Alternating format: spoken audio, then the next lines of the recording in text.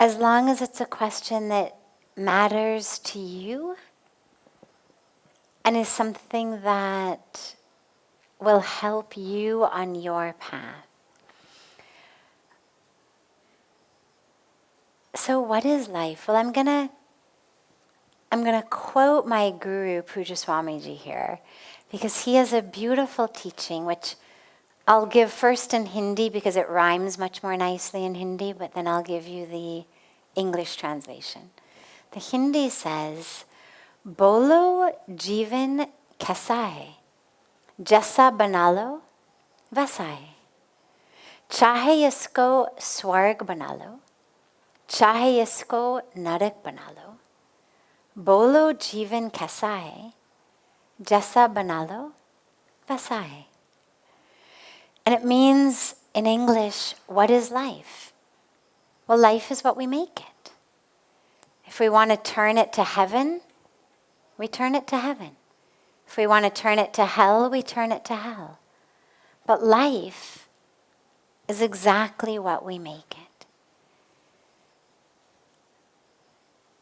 On a biological level, if you asked a biologist what is life, well, they could tell you this many parts carbon, this many parts hydrogen, this many parts oxygen, this much nitrogen, here's how the molecules bind together. But that's just the physical elements of life. Once we've got our hydrogen and our oxygen and our carbon and our nitrogen bound together in the appropriate ways, well, then what? That's when we actually start creating a life. And that creation begins on the inside. We are not victims of life. We're not victims of circumstances. Yes, things happen. Yes, we live in a world. But my life is not a sum total of things that have happened to me. My life is a sum total of how I have reacted to the things that have happened to me. How I have thought about, interpreted the things that have happened to me. How I have changed or grown or contracted or expanded in response to the things that have happened to me. Most of us think that life is just that which is happening. The stock market is doing its thing, the weather's doing its thing, the natural world is doing its thing, everybody around me is doing their thing. And when those things are what I like, what I enjoy, what make me happy, well, then life is great. Life is wonderful.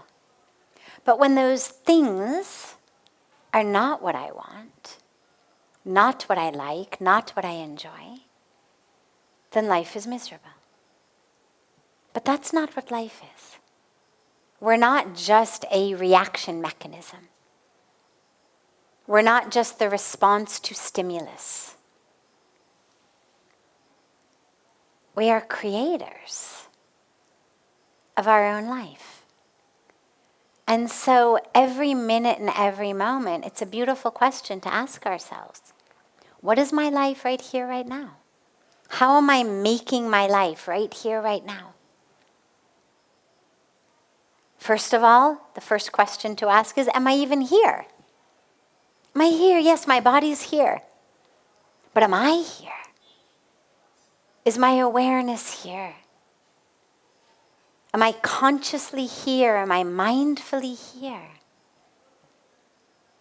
Or am I planning what I'm going to eat for dinner? Or who I'm going to meet at the club later on? Or reminiscing about what I had for breakfast? Or worrying about the conversation I have to have at the office tomorrow? Or redoing the conversation I had at the office yesterday? Because that's how most of us live. And the problem with that is we are separate from life. Because life is only right here, right now. Past is over, it's no longer here.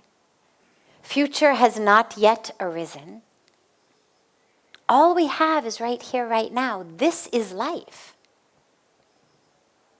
Are we responding to life?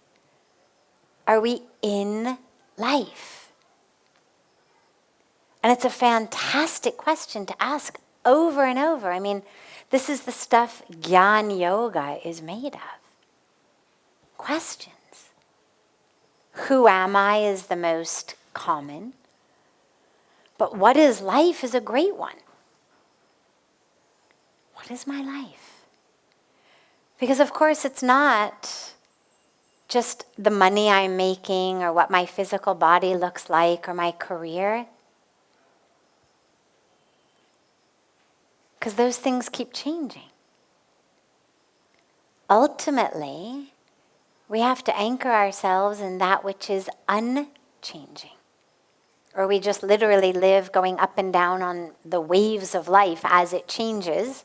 We go up and down like on the waves of the ocean. We have to anchor ourselves into that which is eternal and unchanging, which is the self. And so, yeah, keep asking yourself every minute, what is life? Not in a theoretical, philosophical, you're writing a treatise sort of way, but in a right here, right now. Am I living my life? What life am I creating right now? I love the bells. You know, they're puja bells, but I love them because you may have noticed that in all the Hindu temples we have bells. And we ring the bell before we go into the mandir. I've heard people say, oh, it wakes up God, like we're coming in, like you're ringing the doorbell, okay, we're coming in. Obviously, that's not what it's about. God does not need to be woken up. God doesn't need any notice that we're entering. It's to wake us up. It's to remind us, I'm now going into a holy place. I'm going to leave my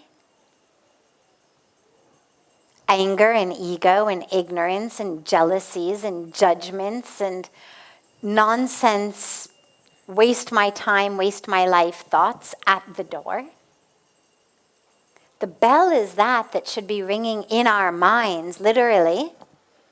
Wake up, wake up. So we ring the bell outside the temple before we go in to wake us up, to make us be present with the divine.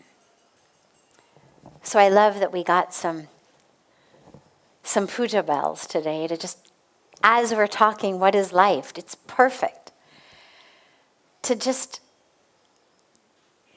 shake us awake. Where are we? What are we creating? What life are we creating? And as those bells ring, either literally or metaphorically, realize that you've always got the power to change it.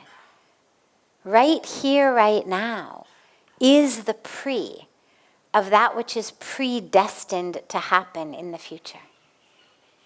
We are literally creating our predestined life right here, right now.